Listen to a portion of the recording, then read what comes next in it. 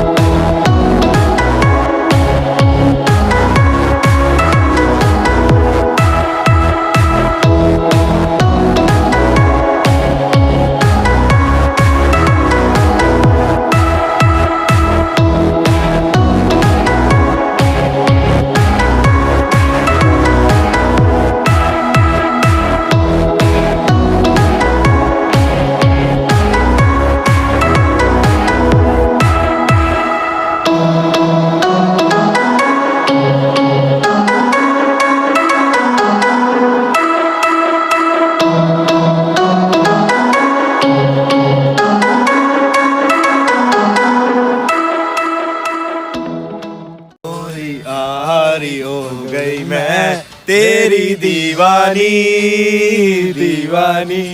पैसा दे दो कोई।